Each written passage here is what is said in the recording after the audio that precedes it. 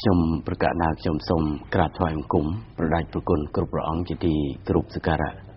សូមលំអរកាយគោរពជម្រាបសួរសម្ដេចលោកជំទាវជាទីគោរពដ៏ខ្ពង់ខ្ពស់និងសូមជម្រាបសួរទៅដល់អាដាមលោកជំទាវលោកស្រីនាងកញ្ញាបងប្អូនរួមជាតិគ្រប់មជ្ឈដ្ឋានទាំងអស់ទូទាំងប្រជាជាតិកម្ពុជាជាទីគោរពនិងជាទីរាប់អានបាននៅក្នុងរាត្រីនេះផងដែរគឺនីតិវិភាគព្រឹត្តិការណ៍សង្គមរបស់យើងក៏បានវិលមកជួបលោកស្រីនាងកញ្ញាបងប្អូនរួមជាតិសារជាថ្មីដោយនាំយកនៅព្រឹត្តិការណ៍សំខាន់ដែលកើតមាននៅក្នុងប្រជាជាតិកម្ពុជារបស់យើងនេះដើម្បីបំភ្លឺក៏ដូចជាពន្យល់វែងញែកជូនទៅដល់បងប្អូនរួមជាតិដើម្បីទុកជាការពិចារណាផងដែរហើយក្នុងរាត្រីនេះគឺប្រធានបទដែលយើងលើកយកមកបំភ្លឺជូនទៅដល់បងប្អូនយើងគឺតាក់ទងទៅនឹងអង្គការសិទ្ធិមនុស្ស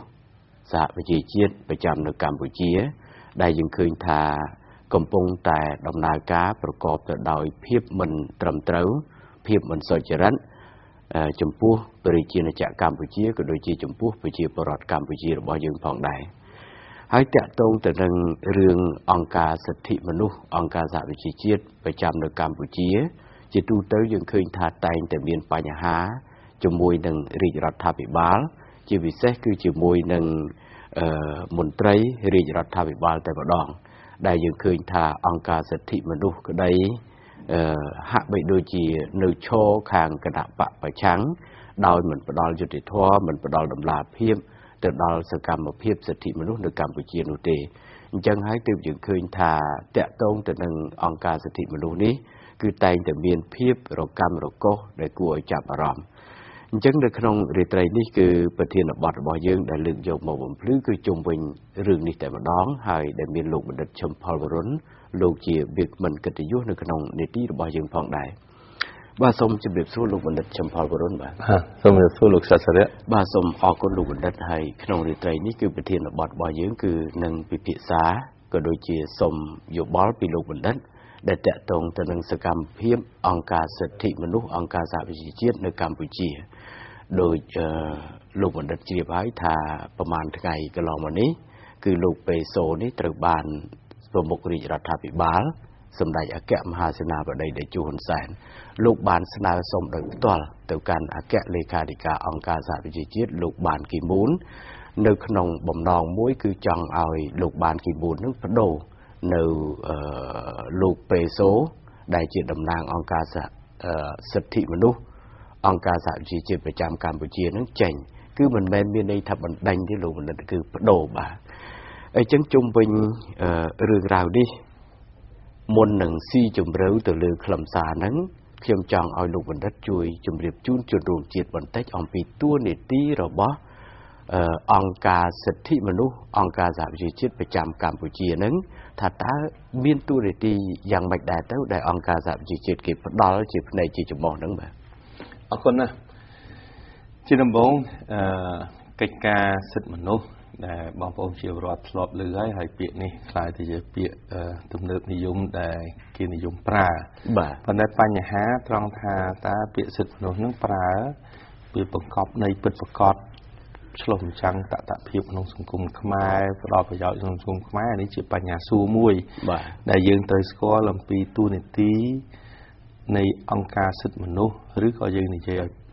ពិតផ្លូវការតួនាទីរបស់ការិយាល័យឧត្តមស្នងការអង្គការសហជាតិទូតទុកសិទ្ធិមនុស្សនៅកម្ពុជានេះមានតួនាទីអ្វីដើម្បីឲ្យបងប្អូនជាពលរដ្ឋយល់ច្បាស់ឆ្លើយតបទៅនឹងសំណួរលោកសត្វសរៈការិយាល័យឧត្តមស្នងការអង្គការសហប្រជាជាតិទទួលបន្ទុកសិទ្ធិមនុស្សនៅកម្ពុជាគឺជាស្ថាប័នមួយតំណាងឲ្យអង្គការសិទ្ធិមនុស្សឬក៏កិច្ចការសិទ្ធិមនុស្សរបស់អង្គការសហជីវជាតិដើម្បីជួយលើកស្ទួយកិច្ចការសិទ្ធិមនុស្សនៅប្រទេសកម្ពុជាក្នុងនាមជាសហប្រតិបត្តិការផ្ដល់អនុសាសន៍អំពីកិច្ចការសិទ្ធិមនុស្សជូនរាជរដ្ឋាភិបាលនេះដែលយើងនិយាយឲ្យច្បាស់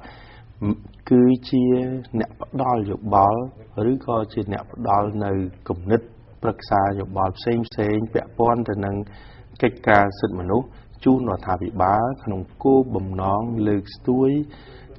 ការគោរពសិទ្ធិមនុស្សនិងសតិសម្បញ្ញៈនៃការគោរពសិទ្ធិមនុស្សនៅកម្ពុជាឲ្យល្អប្រសើរមិនអាចឲ្យវិលត្រឡប់ដូចនៅក្នុងរបបខ្មែរក្រហមទេនេះយើងឆ្លុះបញ្ចាំងទៅលើស្មារតីពិតនៃសិទ្ធិមនុស្សហើយជាមួយនេះទៀតពាក្យថាសិទ្ធិមនុស្សនៅក្នុងន័យអង្គការសហប្រជាជាតិឬក្នុងន័យជាសកលគឺមិនមែនជាសិទ្ធិមនុស្សដោយដែលម្នាក់ចេះតែនិយាយបកស្រាយទៅតាមទំនោរនៃនិន្នាការប្រឆាំងក្នុងការចោទប្រកាន់ឬក៏វាយប្រហារទៅលើរដ្ឋាភិបាលនោះទេពាក្យថាសិទ្ធិមនុស្សគឺវាឆ្លុះបញ្ចាំងនៅសតិសម្បជញ្ញៈទូទៅមួយដែលគេយកទស្សនៈសតិសម្បជញ្ញៈនៃទស្សនវិជ្ជាសិទ្ធិមនុស្សអន្តរជាតិជាសកលដែលប្រកាសនៅក្នុងសេចក្តីប្រកាសជាសកលស្តីពីសិទ្ធិមនុស្សនោះយកមកឆ្លុះបញ្ចាំងនឹងភាពពិតជាក់ស្ដែងនៅកម្ពុជាតែនឹងហើយដែលទាមទារឲ្យតំណាងអង្គការសិទ្ធិមនុស្សអង្គការសហជាតិគឺយកទស្សនវិជ្ជាសិទ្ធិមនុស្សជាសកលយកមកផ្សារភ្ជាប់ជាមួយនឹងទស្សនវិជ្ជានៅក្នុងសង្គមកម្ពុជាក្នុងន័យជាការផ្ដល់យោបល់ប្រឹក្សាយោបល់សហប្រតិបត្តិការ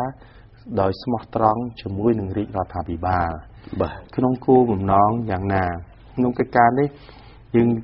ធ្លាប់យកបទពិសោធន៍នៃប្រទេសដទៃទៀតដែលគេធ្លាប់អនុវត្តគឺគេលើកស្ទួយកិច្ចការសិទ្ធិមនុស្សមិនមែនសំដៅទៅលើការវាយប្រហាររដ្ឋាភិបាលទេការលើកស្ទួយសិទ្ធិមនុស្សគឺជាភារកិច្ចទាំងអស់គ្នាទាំងប្រជាជាតិនីមួយៗទាំងអន្តរជាតិទាំងអស់ហើយទាំងផ្នែកនីមួយៗនៃប្រភេទអង្គការសង្គមអង្គការរដ្ឋនិងបុគ្គលម្នាក់ៗជាពលរដ្ឋរួមចំណែកលើកស្ទួយសិទ្ធិមនុស្សនៅប្រទេសណាក៏ដូចប្រទេសណាដែរប៉ុន្តែនៅកម្ពុជានេះទាំងអង្គការសង្គមស៊ីវិលទាំងគណៈបកប្រឆាំងហើយរហូតដល់តំណាងអង្គការសហជាតិទូទៅកិច្ចការសិទ្ធិមនុស្សគេគិតថាសិទ្ធិមនុស្សជាកាតព្វកិច្ចឬក៏ជាកម្មវត្ថុសម្រាប់វាយប្រហាររដ្ឋាភិបាលនេះហើយដែលខុសការពិតសិទ្ធិមនុស្សដើម្បីលើកស្ទួយបានគឺត្រូវពាក់ព័ន្ធទៅនឹងការបណ្ដុះសតិសម្បជញ្ញៈប្រជាពលរដ្ឋខ្មែរឲ្យតម្លៃសិទ្ធិបុគ្គលនិងសិទ្ធិមនុស្សជាទូទៅចំណុចនេះហើយដែលកាតព្វកិច្ចរបស់អង្គការសហប្រជាជាតិគឺត្រូវធ្វើយ៉ាងណារួមចំណែកជាមួយរាជរដ្ឋាភិបាលនិងសង្គមជាតិខ្មែរក្នុងការបណ្ដុះនៅសតិសម្បជញ្ញៈជូនប្រជាពលរដ្ឋខ្មែរអំពីតម្លៃនៃទស្សនវិជ្ជាសិទ្ធិមនុស្សជាសកលនេះឯងបាទលោកបណ្ឌិតខ្ញុំសូមកាត់ប្រសាសន៍លោកបណ្ឌិតបន្តិចក្នុងនាមលោកបណ្ឌិតជាប្រធានវិទ្យាស្ថានពលរដ្ឋវិទ្យាមួយដែរដែលខ្ញុំឃើញថាវិទ្យាស្ថានរបស់លោកបណ្ឌិតកំពុងតែធ្វើសកម្មភាពយ៉ាងមមាញឹកនៅក្នុងការបណ្ដុះនៅការយល់ដឹងខាងផ្នែកប្រជាធិបតេយ្យខាងផ្នែកសិទ្ធិមនុស្សផងដែរហើយលោកបណ្ឌិតក៏មានប្រព័ន្ធផ្សព្វផ្សាយផ្ទាល់ខ្លួនផងដែរដែលតែងតែផ្ដល់ជូនតាមរយៈវិទ្យុ FM ជាតិកម្រិត 96 MHz ពីម៉ោង 4 ដល់ម៉ោង 5ខ្ញុំឃើញថានេះគឺជាការមួយដែលល្អណាស់ដែលលោកបណ្ឌិតខិតខំប្រឹងប្រែងពន្យល់និងបំភ្លឺទៅដល់ប្រជាពលរដ្ឋប៉ុន្តែក្នុងនាមវិទ្យាស្ថានរបស់លោកបណ្ឌិតផ្ទាល់លោកបណ្ឌិតមើលឃើញថាតើអង្គការសិទ្ធិមនុស្សអន្តរជាតិអង្គការសហប្រជាជាតិប្រចាំនៅកម្ពុជាយើងនឹងមកទល់ម៉ោងនេះតើបានជំរុញផ្នែកណាខ្លះទៅនៅក្នុងការបណ្ដុះសតិសម្បជញ្ញៈខាងផ្នែកសិទ្ធិមនុស្សប្រជាធិបតេយ្យនៅកម្ពុជាលោកបណ្ឌិតបាទចំណុចនេះហើយដែលយើងមើលឃើញ concept ឬគោលគំនិតពីរផ្ទុយគ្នានៅកម្ពុជានេះក្រុមនិន្នាការប្រឆាំងនិងក្រុមគាំទ្រនិន្នាការប្រឆាំងដូចជាតំណាងបុគ្គលដែលជា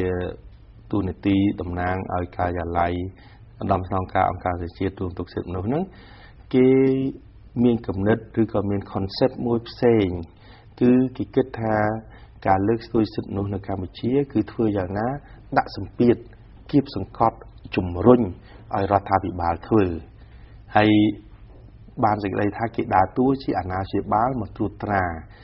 រដ្ឋាភិបាលខ្មែរបានសេចក្តីថានិយាយឲ្យសាមញ្ញដើម្បីប្រជាពលរដ្ឋងាយចងចាំគេដើរតួដូចជាប៉ូលីសសិទ្ធិមនុស្សមកត្រួតត្រាកម្ពុជាហើយខាងគណៈបកប្រឆាំងនិងអង្គការសិទ្ធិមនុស្សនិន្នាការប្រឆាំងក៏ទទួលយកហើយចង់បានលក្ខណៈអង្គការសហជាតិកិច្ចការសិទ្ធិមនុស្សឲ្យមានលក្ខណៈជាអ្នកត្រួតត្រានៅកម្ពុជាខាងសិទ្ធិមនុស្សតែនឹងហើយជាគោលគំនិតមួយខុសឆ្គងឯវិទ្យាស្ថានពលរដ្ឋវិទ្យារបស់យើងវិញយើង មានការយល់ដឹងអំពីភាពពិតនៃទស្សនវិជ្ជាស្នូលរបស់សិទ្ធិមនុស្សជាសកលហើយប្រសិទ្ធភាពនៃការចម្លងនៅទស្សនវិជ្ជាសិទ្ធិមនុស្សជាសកលមកដាក់នៅក្នុងប្រទេសកម្ពុជាក៏ដូចនៅក្នុងប្រទេសនីមួយៗនៅក្នុងសេចក្តីប្រកាសជាសកលគឺបានតម្រូវឲ្យផ្សារភ្ជាប់ជាមួយនឹងនីតិវិធីនិងលក្ខខណ្ឌជាក់ស្ដែងនៃប្រទេសនីមួយៗមិនមែនឲ្យចម្លងទាំងស្រុងទេពីព្រោះនៅក្នុងខ្លឹមសារនៃសេចក្តីប្រកាសជាសកលស្តីពីសិទ្ធិមនុស្សគ្រាន់តែនិយាយអំពីសតិសម្បញ្ញៈក្នុងការលើកស្ទួយនៅសិទ្ធិនីមួយៗរបស់បុគ្គលសិទ្ធិរស់ទីហោសិទ្ធិជាពលរដ្ឋសិទ្ធិនយោបាយសិទ្ធិសេដ្ឋកិច្ចសិទ្ធិវប្បធម៌នឹងឯងដែលមានចែងជាគោលដូច្នេះប្រសិទ្ធភាពនៃការចម្លងលើកស្ទួយនៅស្មារតីសិទ្ធិមនុស្សនេះវាអាស្រ័យនឹងទស្សនវិជ្ជាជាក់ស្ដែងនៅកម្ពុជាក៏ដូចនៅប្រទេសដទៃទៀតអញ្ចឹងហើយវិទ្យាស្ថានប្រវត្តិវិទ្យារបស់យើងមានគោលគំនិតផ្សេងគឺដើម្បីលើកស្ទួយសិទ្ធិមនុស្សនៅកម្ពុជាគឺយើងត្រូវបណ្ដុះសតិសម្បញ្ញៈប្រជាពលរដ្ឋខ្មែរទូទៅគ្រប់និន្នាការឲ្យយល់អំពីតម្លៃនៃសិទ្ធិបុគ្គលតម្លៃនៃសិទ្ធិជាពលរដ្ឋតម្លៃនៃសិទ្ធិក្នុងសមត្ថភាពធ្វើនយោបាយតម្លៃនៃសិទ្ធិខាងសេដ្ឋកិច្ចនិងសិទ្ធិខាងសង្គមគិច្ចវប្បធម៌នឹងឯងបាទឥឡូវនេះក៏សូមពេលវេលាសម្រាប់បន្តិចសិនបាទ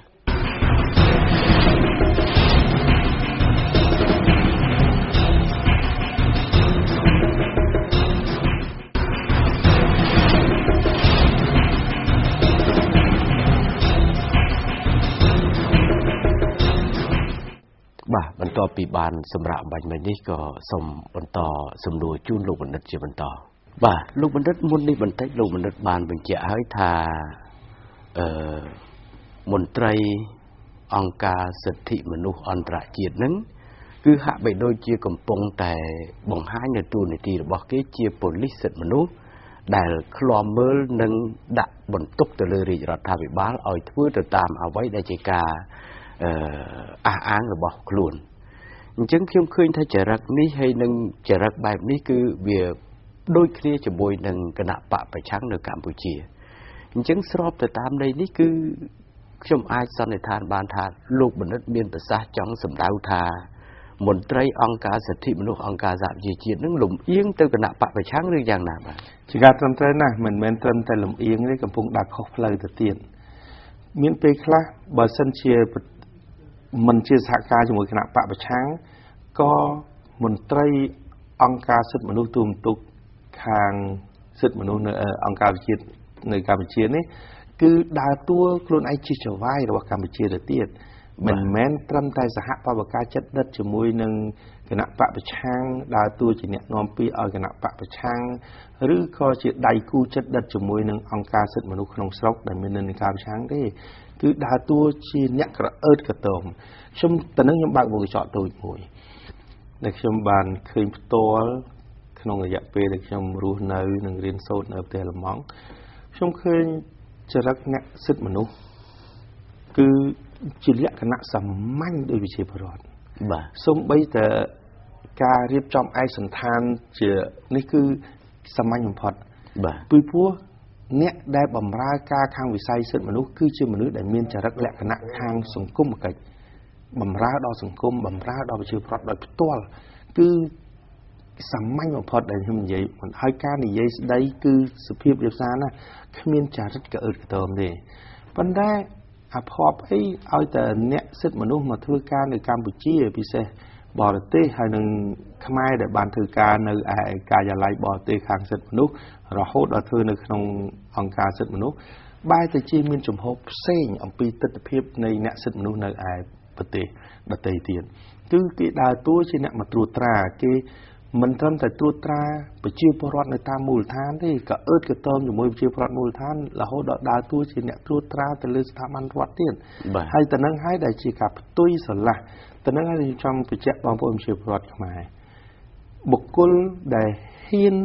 ទទួលតួនាទីជាអ្នកសិទ្ធិមនុស្សគឺគេរើសលក្ខណៈសម្បត្តិសំខាន់ណាស់បើអ្នកនឹងមានកុំនិយាយថាអ្នកឯងមានសមត្ថភាពខ្ពស់តែហ៊ានតែមានចរិតក្អឺតកតងគឺគេបដិសេធលែងអត់ទទួលយកទេនឹងខ្ញុំមិនតន់និយាយអំពីអ្នកឯងធ្វើការសិទ្ធិមនុស្សនិន្នាការឲ្យបម្រើឲ្យគណៈបកប្រឆាំងដើម្បីតតាំងដាក់សម្ពាធទៅលើរដ្ឋាភិបាលសូម្បីតែចរិតលក្ខណៈអ្នកឯងក៏អឺតកតងគឺទៅអត់រួចទេមិនអាចបំពេញការងារសិទ្ធិមនុស្សទេតែយើងមើល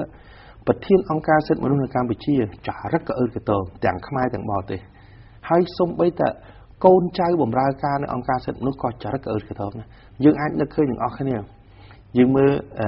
អ្នកដែលកាន់តួនាទីជាប្រធានអង្គការសិទ្ធិមនុស្សពីដើមរហូតដល់បច្ចុប្បន្នយើងឃើញថាគេគ្រាន់តែ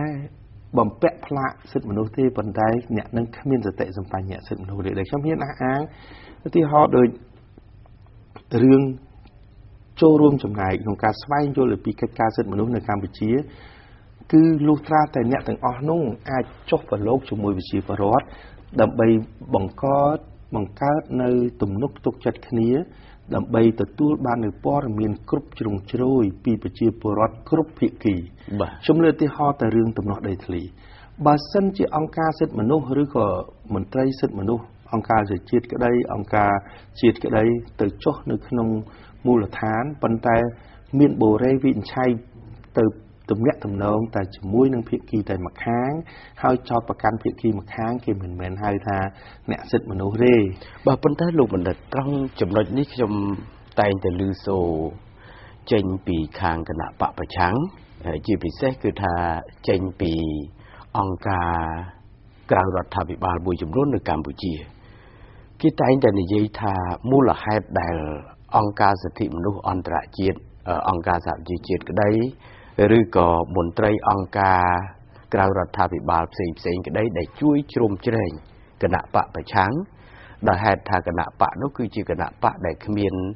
មានសម្លេងតិចតួចដើម្បីលើកទឹកចិត្តទៅដល់គណៈបកប្រឆាំងនឹងឲ្យមានសេចក្តីក្លាហានក្នុងការហ៊ាននិយាយហ៊ានថា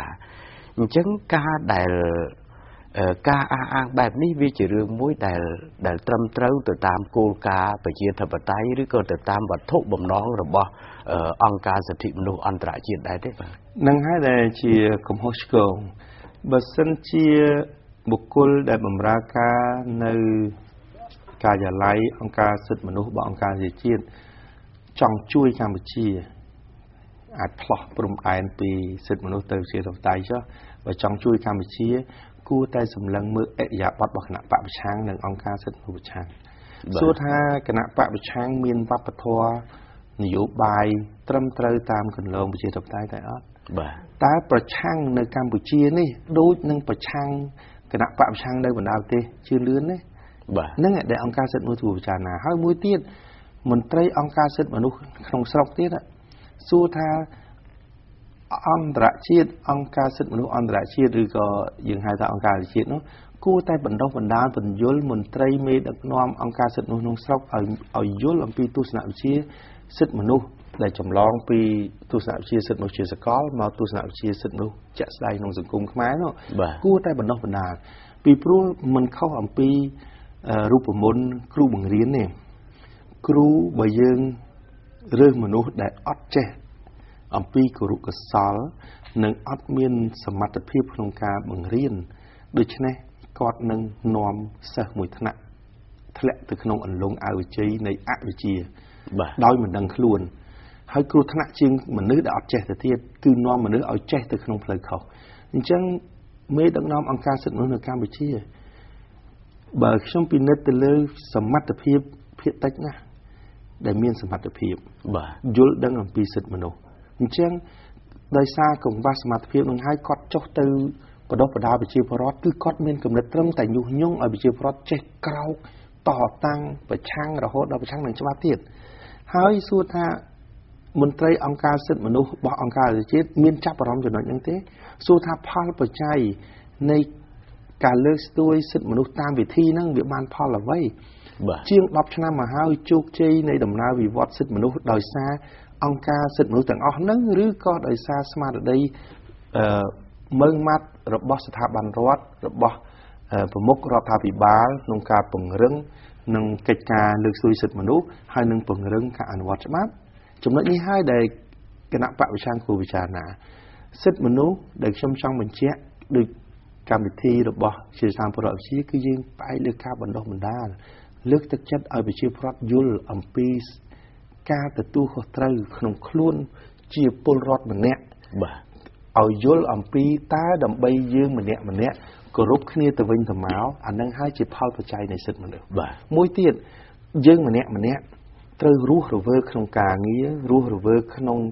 សមត្ថភាពនៃការចូលរួមអភិវឌ្ឍប្រទេសអានឹងហើយក៏ជាការលើកស្ទួយនៅសិទ្ធិពលរដ្ឋនិងសិទ្ធិនយោបាយមួយទៀតដូចជាលើកស្ទួយបណ្ដុះសមត្ថភាពប្រជាពលរដ្ឋឲ្យចេះក្នុងការធ្វើអាជីវកម្មផ្នែកកសិកម្មក្តីផ្នែកជំនួញដូរក្តីឲ្យយល់អំពីក្របខ័ណ្ឌនៃសេដ្ឋកិច្ចទីផ្សារសេរីនឹងហើយដែលជាការលើកសមត្ថភាពប្រជាពលរដ្ឋក្នុងការប្រើសិទ្ធិមនុស្សខាងផ្នែកសេដ្ឋកិច្ចហើយនឹងករណីបន្តទៀតប៉ុន្តែគណៈបព្វឆាំងហើយអង្គការសិទ្ធិមនុស្សអង្គការសហជីវជាតិមិនមែនទេគេអត់ធ្វើកិច្ចការនឹងទេគេធ្វើកិច្ចការញុះញង់ដើម្បីឲ្យក្រុមនិន្នាការប្រឆាំងស្រែករំពងកាន់តែខ្លាំងហើយគេការពារពីក្រោយដើម្បីតតាំងចោទប្រកាន់វិបហារដ្ឋាភិបាលនេះជាកំហុសឆ្គងធ្ងន់ណាស់ផ្ទុយទៅវិញសិទ្ធិមនុស្សដែលគេឲ្យមកដាក់ការិយាល័យឲ្យមានតំណាងនៅឯកម្ពុជាមិនមែនឲ្យមកតតាំងនឹងរដ្ឋាភិបាលទេឲ្យធ្វើជាដៃគូដ៏មានសក្តានុពលដ៏សុចរិតស្មោះត្រង់ត្រឹមត្រូវចិត្តដិតបំផុតជាអ្នកផ្ដល់យោបល់ជូនរដ្ឋាភិបាលនេះជាគោលដៅដើមនៃស្មារតីសិទ្ធិមនុស្សអង្គការជាតិបាទអរគុណលោកបណ្ឌិតឥឡូវនេះគឺលោកបណ្ឌិតក៏បានធ្វើការបំភ្លឺជូនទៅដល់បងប្អូនប្រជាពលរដ្ឋហើយអំពីទួលនីតិដ៏មានសារៈសំខាន់របស់មន្ត្រីអង្គការសិទ្ធិមនុស្សអន្តរជាតិនឹងថាតើមានទួលនីតិយ៉ាងណានៅក្នុងសង្គមកម្ពុជាហើយដែលជាតំណាងមុខមាត់របស់អង្គការសហប្រជាជាតិនោះមកកាន់ប្រទេសកម្ពុជានឹងថាតើបំពេញតួនាទីយ៉ាងដូចម្តេចប៉ុន្តែលោកបណ្ឌិតអ្វីដែលគួរឲ្យកត់សម្គាល់ដោយលោកបណ្ឌិតក៏បានជម្រាបជូនបងប្អូនយើងរួចហើយថាមន្ត្រីអង្គការសិទ្ធិមនុស្សអង្គការសហប្រជាជាតិនេះមកទល់ពេលនេះគឺមិនទាន់មានអ្វីដែលជាទំនាក់ទំនងល្អជាមួយនឹងរាជរដ្ឋាភិបាលនោះទេហើយផ្ទុយទៅវិញគឺតែងតែញុះញង់តែងតែអុចអាលតែងតែបន្តទៅតាមគណៈបកប្រឆាំងជាដើមលក្ខណៈដែលជាបុព្វហេតុមួយដែលធ្វើឲ្យរាជរដ្ឋាភិបាលសុំទៅអង្គការសហប្រជាជាតិដើម្បីបដូរនៅមន្ត្រីអង្គការសិទ្ធិមនុស្សប្រចាំនៅកម្ពុជានេះឯងខ្ញុំចង់ឲ្យលោកបណ្ឌិតជួយជម្រាបជូនថាប្រសិនបើអង្គការសិទ្ធិមនុស្សអន្តរជាតិដែលមានវត្តមាននៅប្រទេសកម្ពុជារបស់យើងហើយនោះជាប្រទេសមួយដែលមានអធិបតេយ្យភាពជាប្រទេសមួយដែលមានឯករាជ្យភាពត្រឹមត្រូវប៉ុន្តែគេបែរជាមិនសហការជាមួយនឹងរាជរដ្ឋាភិបាលថាតើនេះគឺជាកំហុសឆ្គងដែរទេរបស់មន្ត្រីអង្គការសហប្រជាជាតិផ្នែកសិទ្ធិមនុស្សនឹងបាទចំណុចនេះហើយដែលយើងបញ្ជាក់ថាកំហុសឆ្គងទាំងអស់នេះហើយឆន្ទៈរបស់ប្រមុខរដ្ឋាភិបាលខ្មែរក្នុងការតម្រូវឲ្យមានមន្ត្រីតំណាងអង្គការសហជាតិទូមទុកសិទ្ធិមនុស្សនៅកម្ពុជាក្នុងចរិតលក្ខណៈថ្លៃថ្នូរផ្ដល់ប្រយោជន៍ដល់ការលើកស្ទួយសិទ្ធិមនុស្សក្នុងកិច្ចសហប្រតិបត្តិការជាមួយរាជរដ្ឋាភិបាលគឺជាកត្តាពិសេសចាំបាច់ណាស់ដូចខ្ញុំបញ្ជាក់ខ្ញុំបើកវងកញ្ចក់តូចមួយសូម្បីតែឯកអគ្គរដ្ឋទូតឬឯកអគ្គរាជទូតនៃប្រទេសមួយដាក់នៅប្រទេសមួយទៀតយើងលើកឧទាហរណ៍នៅកម្ពុជាប្រមុខរដ្ឋឬក៏ប្រមុខរដ្ឋាភិបាលខ្មែរអាចមានសិទ្ធិបដិសេធចំពោះបេក្ខជនជាឯកអគ្គរដ្ឋទូតឬឯកអគ្គរាជទូតបើគេយល់ឃើញថាអ្នកនឹងពុំមានឥរិយាបថល្អសម្រាប់កិច្ចសហប្រតិបត្តិការរវាងប្រទេសនិងប្រទេសហើយនៅក្នុងconvention ឬក៏សញ្ញាអន្តរជាតិពាក់ព័ន្ធនឹងរឿងកិច្ចការទូតហ្នឹងគឺមានចែកគឺប្រទេសសម័យមានសិទ្ធិអញ្ចឹងហើយបានយើងឃើញថាគេផ្ដល់សារតាំងការផ្ដល់សារតាំងនេះគឺជាពាក្យបច្ចេកទេសដែលបញ្ជាក់ថាប្រមុខរដ្ឋយល់ព្រមទទួលយកបុគ្គលម្នាក់ធ្វើជាឯកអគ្គរដ្ឋទូតបម្រើការងារបរទេសមកនៅកម្ពុជាដោយទទួលស្គាល់លើលក្ខណៈសម្បត្តិនេះហើយសំខាន់ណាស់ដូចគ្នាដែរមន្ត្រីតំណាងឬក៏ប្រធានការិយាល័យនៃឧត្តមស្នងការអង្គការសហប្រជាជាតិទូមទុកសិទ្ធិមនុស្សនៅកម្ពុជាគឺមានឋានានុក្រមជាកឌីប្លូម៉ាបានន័យថាមានឋានានុក្រមជាថ្នាក់ទូតគ្រាន់តែមិនមែនជាថ្នាក់ទូតរបស់រដ្ឋទេគឺជាថ្នាក់ទូតរបស់អង្គការសហប្រជាជាតិអញ្ចឹងហើយបានយើងមើលឃើញលេខឡានរបស់ការិយាល័យឧត្តមស្នងការអង្គការសហប្រជាជាតិសិទ្ធិមនុស្សនៅកម្ពុជាគេមានដាក់អក្សរ CDនឹងហើយបានន័យថាជាលក្ខណៈទូតអញ្ចឹងលក្ខណៈទូតនឹងមិនមែនមកធ្វើត្រួតត្រាកម្ពុជាទេកម្ពុជាមិនមែនប្រទេសអាណានិគមរបស់អង្គការសហជាតិទេផ្ទុយទៅវិញកម្ពុជាគឺជារដ្ឋសមាជិករបស់អង្គការសហជាតិ អង្គការសហជាតិទេដែលទទួលអត្ថប្រយោជន៍ពីកម្ពុជាអញ្ចឹងអង្គការសហជាតិត្រូវតែបម្រើកម្ពុជាហើយបម្រើតាមវិធីអីក្នុងក្របខ័ណ្ឌជាតិតែមិនមែនបម្រើឲ្យក្រុមភាគតិចទេត្រូវតែសហប្រតិបត្តិការជាមួយនឹងរដ្ឋាភិបាលដែលជារដ្ឋាភិបាលជាប់ឆ្នោតតាមបែបជារដ្ឋាភិបាលអញ្ចឹងហើយគេមិនមែនបំពងសម្លេងតិចទៀនវិបហារដ្ឋាភិបាលនៅឯទីសាធារណៈទេគេត្រូវផ្ដល់អនុសាសន៍ជាលិខិតឬក៏ជួបផ្ទាល់និយាយអំពីបញ្ហាដែលយើងមើលឃើញថាអវិជ្ជមានត្រូវនិយាយជូនរដ្ឋាភិបាលដែលមានសមត្ថកិច្ចហើយនឹងផ្ដល់អនុសាសន៍ថាតើយើងគួរដោះស្រាយឬក៏ទស្សនៈរបស់អង្គការសហជាតិគួរដោះស្រាយបែបណាគឺនិយាយជាមួយនឹងក្រុមការងារសិទ្ធិមនុស្សរបស់រដ្ឋាភិបាលអានេះហើយជាការសំខាន់ប៉ុន្តែយើងមើលឃើញជាក់ស្ដែងអត់ទេគេធ្វើការចិត្តដិតគេទទួលសារសម្ងាត់តិចទៀនរដ្ឋាភិបាលជាមួយពីតាមរយៈគណៈបព្វប្រឆាំងនៅអង្គការសិទ្ធិមនុស្សប្រឆាំងហើយគេវាយទម្លុះចោតប្រកាន់រដ្ឋាភិបាលរំលោភសិទ្ធិមនុស្សហើយយើងឃើញដូចជាចលនាករមួយឬក៏ទិដ្ឋភាពចាក់ឡាយនៃរឿងការបញ្ជូនជនជាតិភាគតិចចិនបើសិនជាតំណាងអង្គការជាតិទូតទុកសិទ្ធិមនុស្សយល់ឃើញថាការបញ្ជូនជនជាតិភាគតិចមកកម្ពុជាឲ្យត្រឡប់ទៅចិនវិញថាជាការខុសឆ្គងប៉ះពាល់សិទ្ធិមនុស្សគេមិនមែនទៅស្រែកអាឡេអាឡូតាមប្រព័ន្ធផ្សព្វផ្សាយទេព្រោះខ្លួនមានសិទ្ធិអីទៅវាយប្រហាររដ្ឋាភិបាលខ្លួនគួរតែជួបចរចាទៅជែកឬផ្ដល់ប្រឹក្សាយោបល់ជាមួយនឹងរដ្ឋាភិបាលដែលមានសមត្ថកិច្ចខាងកិច្ចការសិទ្ធិមនុស្សបញ្ជាក់ចំណុចកខខងហើយលើកអំពីជំរើសដែលអាចដោះស្រាយបានប៉ុន្តែការសម្រេចនៅតែកម្ពុជាទេមិនមែនអង្គការសិទ្ធិមនុស្សជាអ្នកសម្រេចទេអានោះជាកត្តាសំខាន់ប៉ុន្តែយើងឃើញគឺគេហ៊ានវាយប្រហារគេហ៊ានចោទប្រកាន់ថាកម្ពុជាធ្វើខុសហើយខ្លួនជាស្អីសូម្បីតែឯកអគ្គរដ្ឋទូតសហរដ្ឋអាមេរិកឬក៏បារាំងអង់គ្លេសអាល្លឺម៉ង់កាណាដាក៏គេមិនដែលហ៊ានតិចទៀនដែរពួកនេះជាសិទ្ធិស្វ័យសម្រេចរបស់កម្ពុជាគ្រាន់តែបើសិនជារដ្ឋាភិបាលសហរដ្ឋអាមេរិកគេមិនពេញចិត្តគេអាចធ្វើការតិចទៀនក្នុងការជាដៃគូរដ្ឋាភិបាលប៉ុន្តែគេមិនដែលវាយប្រហារដោយចរិតលក្ខណៈសិទ្ធិមនុស្សនោះទេអញ្ចឹងបានន័យថាមន្ត្រីសិទ្ធិមនុស្សអង្គការជាតិនឹងគឺកំពុងដើរទទួលខុសដូច្នេះហើយកម្ពុជាមិនត្រូវការបុគ្គលសិទ្ធិមនុស្សដែលគ្មានចរិតលក្ខណៈត្រឹមត្រូវជាអ្នកសិទ្ធិមនុស្សទេគឺកម្ពុជាត្រូវការមន្ត្រីបម្រើការសិទ្ធិមនុស្សរបស់អង្គការជាតិដែលបម្រើឲ្យកម្ពុជាក្នុងប្រយោជន៍សិទ្ធិមនុស្សលុះត្រាតែអ្នកនឹងមានចរិតស្លូតបូតត្រឹមត្រូវមិនកអឺតកតើមហើយស្គាល់ទូនាទីខ្លួនច្បាស់លាស់ហើយចំណុចនេះហើយដែលបច្ចុប្បន្ននេះលោកដែលជានាយកការិយាល័យនៅឧត្តមស្នងការអង្គការជាតិដែលត្រូវប្រមុខរាជរដ្ឋាភិបាលស្នើសុំផ្លាស់ប្ដូរនេះគឺមានន័យថារដ្ឋាភិបាលមានហេតុផលគ្រប់គ្រាន់ហើយដែលអាចបញ្ជាក់អំពីចរិតកអូតកតើមនិងភាពអវិជ្ជានិងអសមត្ថភាពរបស់បុគ្គលនោះក្នុងការងារបម្រើការសិទ្ធិមនុស្សជូនរាជរដ្ឋាភិបាលបាទឥឡូវនេះក៏សូមពេលវេលាសម្រាប់បន្តិចសិនបាទ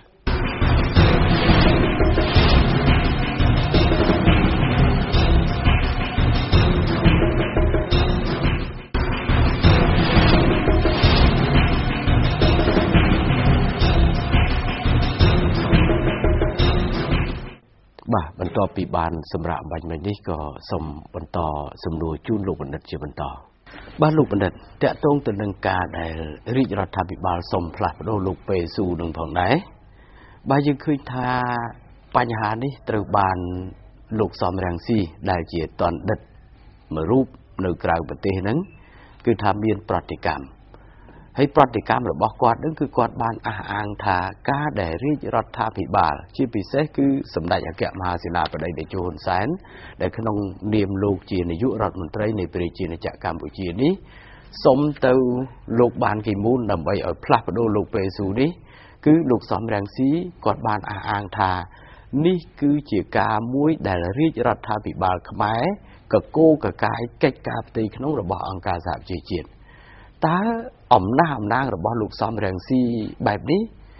វាជារឿងមួយដែលសមហេតុផលជាការកកូកកាយទៅដល់កិច្ចការផ្ទៃក្នុងរបស់អង្គការសហប្រជាជាតិដែរឬទេលោកបណ្ឌិតបាទនិយាយអំពីអាដាមសំរងស៊ីប្រធានគណៈបកប្រឆាំងសំរងស៊ីការអាងរបស់គាត់ពុំផ្អែកទៅលើគោលការណ៍និងការយល់ដឹងអំពីច្បាប់និងច្បាប់អន្តរជាតិទេហើយយល់ដឹងអំពីអធិបតេយ្យភាពនិងគោលការណ៍គេហៅថាគោលការណ៍គ្រប់គ្នាទៅវិញទៅមកមិនលូកលាន់កិច្ចការផ្ទៃក្នុងគ្នានោះគឺអាដាមសំរងស៊ី មានការយល់ដឹងតិចតួចណាស់ហើយគាត់លើកឡើងផ្អែកតែលើទំនួលចិត្តនៃការចង់បានរបស់គាត់ឧទាហរណ៍បើគាត់ចង់បានបុគ្គលណាម្នាក់នៅក្នុងទូនីតិអង្គការសហប្រជាជាតិកិច្ចការសិទ្ធិមនុស្សនៅកម្ពុជាគាត់បន្លឺឡើងក្នុងន័យការពារចុះបើគាត់នោះគាត់ទៅដើរកកោកកាយនៅអន្តរជាតិដែលកំពុងតែមោទនភាពក្នុងន័យបរាជ័យតច្រកដែលថាជាបេសកកម្មរបស់គណៈបកប្រឆាំងនៅក្រៅប្រទេសនោះតែនឹងជាការកកោកកាយទេហិតតអន់ជាងអ្នកដតីកកោកកាយប្រទេសខ្មែរទៀតនេះខ្មែរកកោកកាយរឿងខ្មែរនោះវាអន់បំផុតបើបរទេសកកោកកាយរឿងខ្មែរមានសិទ្ធិទប់ស្កាត់ឯងតែដល់ខ្មែរកកោកកាយរឿងខ្មែរនោះហើយកកោកកាយឲ្យតែត្រូវតែចុះកកោកកាយមិននឹងត្រូវទៅទៀតដូចពលក្ដួចអញ្ចឹងគេអត់អាចធ្វើនយោបាយយ៉ាងបានទេអញ្ចឹងយើងទាញមកអំណាចរបស់ឯកឧត្តមសុនស៊ីក្នុងរឿងការផ្លាស់ប្ដូរលោកប៉េសូដែលជាសំណើរបស់ប្រមុខរាជរដ្ឋាភិបាលទៅអគ្គលេខាធិការអង្គការសហជាតិឲ្យផ្ទាល់នោះមិនមែនជារឿងលូកលាន់ទេពីព្រោះអង្គការសហប្រជាជាតិបញ្ជូនបេសកជនរបស់ខ្លួនមកកម្ពុជាគឺត្រូវមានការទទួលយល់ព្រមពីកម្ពុជាដែរដូចខ្ញុំបានលើកហ្នឹងសូម្បីតែឯកអគ្គរដ្ឋទូតឬរដ្ឋទូតមកដាក់នៅប្រទេសណាក៏ដោយក៏ត្រូវការយល់ព្រមពីប្រមុខរដ្ឋឬប្រមុខរដ្ឋាភិបាលនៃប្រទេសសម័យហ្នឹងដែរដើម្បីបញ្ជាក់ថាអ្នកអាចមានសុពលភាពមកធ្វើការតំណាងឲ្យប្រទេសឯងនៅលើទឹកដីខ្ញុំអញ្ចឹងទម្លាប់អង្គការសហជាតិមិនមែនជារដ្ឋទេពុំមានសិទ្ធិសមភាពគីរវាងរដ្ឋនិងរដ្ឋទេមិនមែនជាទំនាក់ទំនងរដ្ឋនិងរដ្ឋជាទំនាក់ទំនងក្នុងន័យបម្រើការឲ្យរដ្ឋជាសមាជិកអង្គការសហជាតិដូច្នេះអ្នកមិនអាចមានសិទ្ធិអត្តនោម័តបញ្ជូននរណាបានទេលុះត្រាតែមានការយល់ព្រមជាមួយនឹងភាគីម្ចាស់ផ្ទះចុះបើភាគីម្ចាស់ផ្ទះគេមិនសហប្រតិបត្តិការជាមួយឬក៏គេមិនពេញចិត្តជាមួយសួរថាអាចធ្វើកិច្ចការបម្រើកិច្ចការសិទ្ធិមនុស្សបានអត់បើអត់បានតើវាខាតលុយប៉ុណ្ណាមិនមែនរឿងធម្មតាទេលុយទាំងអស់ហ្នឹងមិនមែនជាលុយរបស់អង្គការសហជាតិទេខ្ញុំសូមបញ្ជាក់ជូនបងប្អូនជារដ្ឋខ្មែរឲ្យច្បាស់គឺជាលុយវិភាគទានរបស់រដ្ឋសមាជិកនៅក្នុងនោះក៏មានកម្ពុជាដែរប៉ុន្តែយើងមើលប្រធានការិយាល័យឧត្តមស្នងការអង្គការសហជាតិហើយនឹងបុគ្គលិកទាំងអស់ហ្នឹងសួរថាចំណាយថវិកាប៉ុណ្ណាស័ក្តិសមនឹងការងារហ្នឹងទេហើយចរិតអឺតកតងហើយយើងមើលតើទំនើបភាវូបនីយកម្មនៃរឹករៀងរបស់ខ្លួនទាំងពីសម្ភារៈនៃការប្រើប្រាស់មិនស័ក្តិសមសម្រាប់ប្រទេសកម្ពុជាដែលក្រីក្រទេហើយដែលគេចោទប្រកាន់ថាកម្ពុជាក្រីក្រមិនអភិវឌ្ឍកខកងប៉ុន្តែខ្លួនឯងបម្រើការងារខាងសិទ្ធិមនុស្សប៉ុន្តែមើលរថយន្តទំនើបមានពេលខ្លះទំនើបជាងរថយន្តរបស់ទូតដែលជាគេតំណាងឲ្យប្រទេសផងបាទឯករដ្ឋទូតមន្ត្រីទូតគេចាយលុយរបស់ប្រទេសគេប៉ុន្តែអង្គការសហប្រជាជាតិយើងមើលចាយលុយរបស់ណាអង្គការសហជាតិមានលុយខ្លួនឯងទេណាលុយទទួលពីរដ្ឋសមាជិកតែយើងមើលចរិតលក្ខណៈឲ្យបើមិនជឿទេទៅមើលមន្ត្រីសកម្មជនសិទ្ធិមនុស្សមេដឹកនាំអង្គការសិទ្ធិមនុស្សធំនៅអាល្លឺម៉ង់ក្តីនៅបារាំងក្តីទៅមើលគឺគេដាក់ខ្លួនណាគេមិនដែលហឺហាទេហើយគេខ្មាស់ណាខ្លួនរស់នឹងសង្គមតែបើខ្លួនហឺហាបានន័យថាខ្លួនឯងអាចបម្រើកិច្ចការសង្គមបានអត់ដូច្នេះវាត្រូវមានការឃ្លាតឆ្ងាយអំពីសភាពពិតនៃជីវភាពរស់នៅរបស់សង្គមហើយ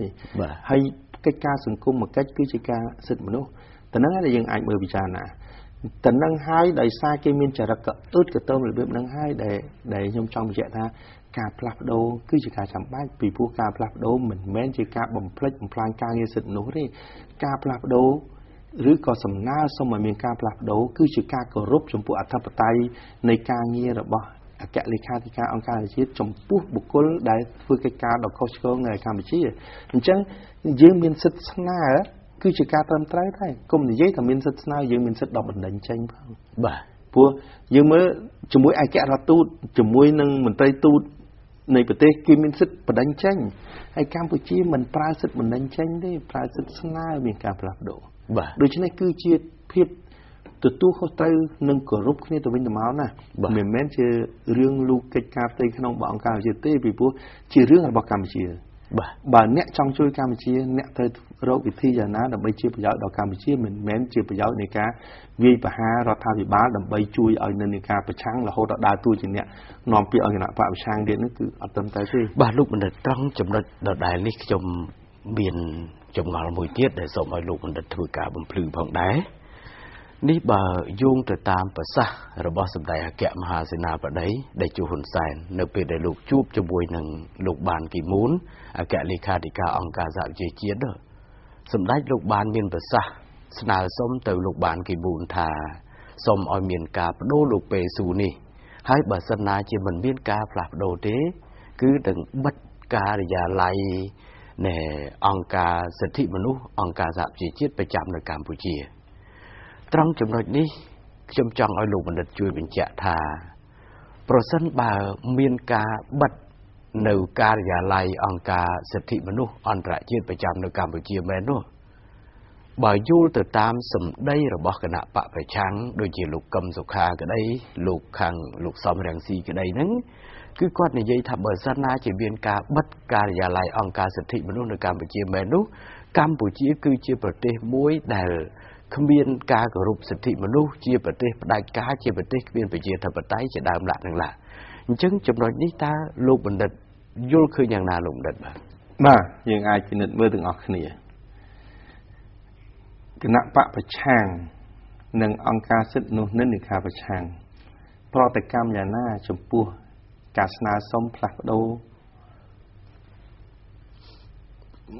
អ្នកតំណាងឬក៏ប្រធានការិយាល័យឧត្តមស្នងការអង្គការជាតិទូនទុកសិទ្ធិមនុស្សនៅកម្ពុជាបាទ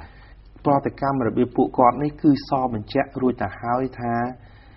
ហេតុផលដែលប្រមុខរាជរដ្ឋាភិបាលស្នើលោកអគ្គលេខាធិការអង្គការជាតិគឺជាការត្រឹមត្រូវមួយបាត់ទៅហើយយើងមើលតែប្រតិកម្មរបស់គណៈបកប្រឆាំងនិង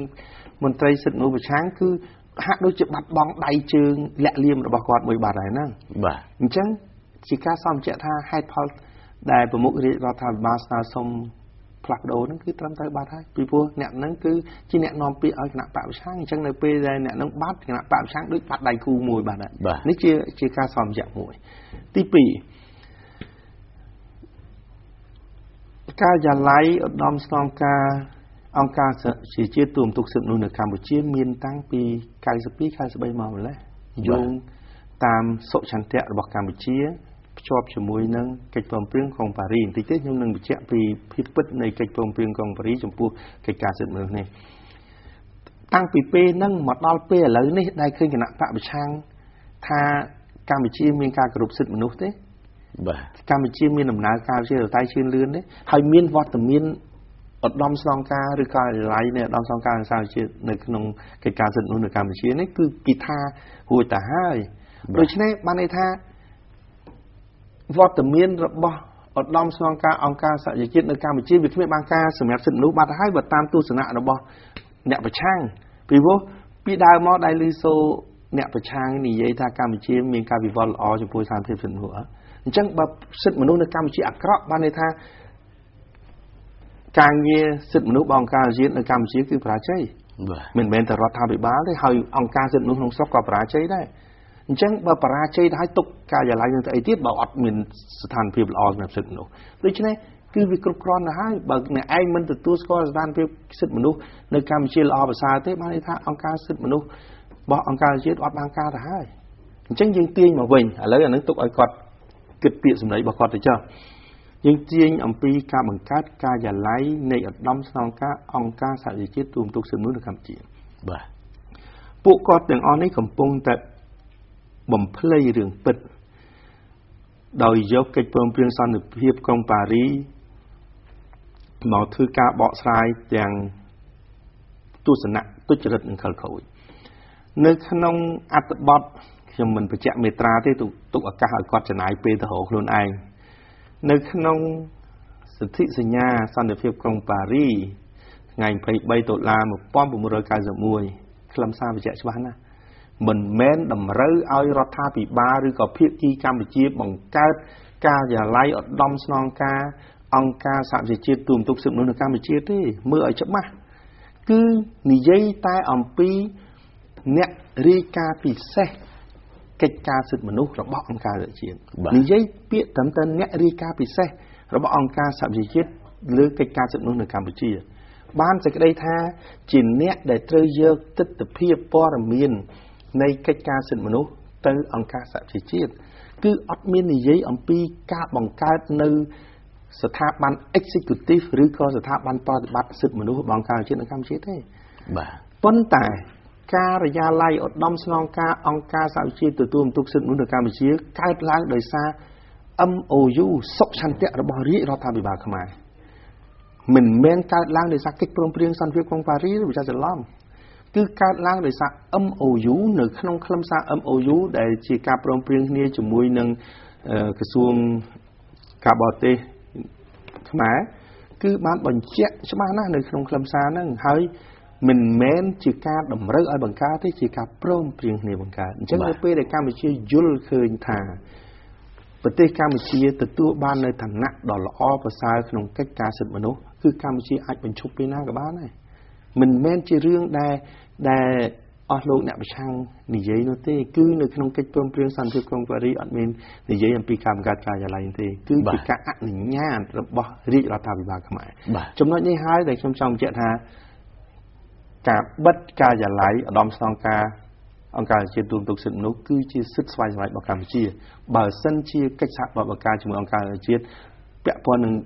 កិច្ចការសិទ្ធិមនុស្សពុំមានសារៈប្រយោជន៍តទៅទៀតនោះបាទអរគុណលោកបណ្ឌិតបាទឥឡូវនេះយើងឃើញថាពេលវេលារបស់យើងក៏កាន់តែគៀកកាត់មែនតើហើយខ្ញុំនៅមានចំណុចមួយទៀតដែលចង់ឲ្យលោកបណ្ឌិតធ្វើការបំភ្លឺយើងឃើញថាក្រៅពីព្រឹត្តិការណ៍ដែលតាក់ទងទៅនឹងការិយាល័យសិទ្ធិមនុស្សអង្គការសហជីវជាតិហ្នឹងព្រឹត្តិការណ៍ដែលកំពុងតែកើតមាននៃបច្ចុប្បន្នភាពនេះគឺតាក់ទងទៅនឹងវត្តមានរបស់លោកស្រី Hillary Clinton បាទដែលក្នុងនាមលោកស្រីជារដ្ឋមន្ត្រីក្រសួងការបរទេសរបស់សហរដ្ឋអាមេរិកដែលកំពុងតែមានវត្តមាននៅប្រជាជាតិកម្ពុជាមិនទាន់បញ្ចប់នៅឡើយទេបាទជុំវិញវត្តមានរបស់លោកស្រី Hillary Clinton ដែលមកកាន់ប្រជាជាតិកម្ពុជាហ្នឹងលោកបណ្ឌិតមើលឃើញយ៉ាងណាដែរទៅហើយបើតាមការអះអាងរបស់គណៈបកប្រឆាំងគឺគេនិយាយថាវត្តមានរបស់ Hillary Clinton មកកាន់ប្រជាជាតិកម្ពុជានេះគឺហាក់បីដូចជាមកជួយសាទរគណៈបកប្រឆាំងណាគឺគេអះអាងថាហាក់បីដូចជា Hillary Clinton នឹងមកដើម្បីលើកកម្លាំងចិត្តនៃការប្រឆាំងជាមួយនឹងរាជរដ្ឋាភិបាលបែបនេះដែរអញ្ចឹងការអះអាងរបស់គណៈបកប្រឆាំងហើយនឹងធាតុពិតនៃវត្តមានរបស់ Hillary Clinton នៅកម្ពុជាហ្នឹងតើមានអត្ថន័យយ៉ាងណាតាមលោកបណ្ឌិតមើលឃើញបាទចំណុចនេះខ្ញុំបញ្ជាក់ជូនយ៉ាងសាមញ្ញជូនបងប្អូនជារដ្ឋខ្មែរទំនាក់ទំនងរដ្ឋនឹងរដ្ឋឬក៏យើងនិយាយសាមញ្ញមួយទៀតទំនាក់ទំនងការទូតមិនមែនជាទំនាក់ទំនងរបស់គណៈបកប្រឆាំងទេបាទបានសេចក្តីថាបើយើងលើកឲ្យចំទំនាក់ទំនងរវាងសហរដ្ឋអាមេរិកនិងប្រជាជាតិកម្ពុជាមិនមែនជាទំនាក់ទំនងរបស់គណៈបកប្រឆាំងទេគឺជាទំនាក់ទំនងរវាងរដ្ឋាភិបាលនិងរដ្ឋាភិបាលបាទនេះសូមបងប្អូនប្រជាពលរដ្ឋខ្មែរដិតបន្តពីក្រោមគណៈបកប្រឆាំងនៅកម្ពុជាទេដែលមានចរិតខិលខូចបំផុតដែលមិនដែលមានទេនៅក្នុងប្រទេសជឿនលឿនពុំដែលមានគណៈបកប្រឆាំងណាគេកលៃប្រជាពលរដ្ឋដោះណានឹងទេរឿងរដ្ឋមន្ត្រីការបរទេសឬក៏នាយករដ្ឋមន្ត្រីឬក៏ប្រធានាធិបតីគេមកលេងកម្ពុជាដូចទីណាក៏ដោយគឺគោលដៅធំបំផុតគឺជាមួយនឹងនាយករដ្ឋមន្ត្រីឬប្រមុខនៃអំណាចនីតិប្រតិបត្តិរបស់ប្រទេសបាទហើយការសម្ដែងការគួសមជាមួយនឹងព្រះមហាក្សត្រគឺជាទម្រង់គេហៅថា diplomacy ដើម្បីការគួសមទេបាទប៉ុន្តែកិច្ចការផ្សេងជាផ្លូវការដែលអាចសម្រេចអ្វីទៅបានអាចនិយាយអ្វីទៅបានគឺជាមួយនឹងនាយករដ្ឋមន្ត្រីឬក៏ប្រមុខនៃអំណាចនីតិប្រតិបត្តិតាមរយៈទំនាក់ទំនងជាមួយនឹងរដ្ឋមន្ត្រីការបរទេសខ្មែរហើយចំណុចនេះហើយគេហៅថាប្រមុខការទូតនិងប្រមុខការទូតទៅចែកគ្នាហើយបានជួបទៅចែកស៊ីជម្រៅជាមួយនឹងថ្នាក់ដឹកនាំកម្ពុជារបស់ប្រទេសនេះដែលចង់បញ្ជាក់ឲ្យច្បាស់ប៉ុន្តែដើម្បីជាការហែហមមួយឲ្យល្អមើលកុំឲ្យអាក្រក់មុខមាត់ដល់គណៈបកប្រឆាំងយើងអាចដឹងប្រហែលថ្ងៃមុនស្គីតយល់មុនកាលវិភាគរបស់លោកជំទាវ Hillary មកគណៈបកប្រឆាំងទេណាដើរស្វែងទៅសុំជួបគេណា từ tẹt tương nơi tu xã đọt Amerik cho trong chụp mùi lùi chơi Hillary đấy bà phần tay cả chụp rồi bỏ lùi chơi Hillary cho mùi của một ra thao bán mình ra thao bán lại xong thì chụp đấy kia nó nhẹ sao xong chụp chẳng như bị trẻ này ban đây thao ở dưới thá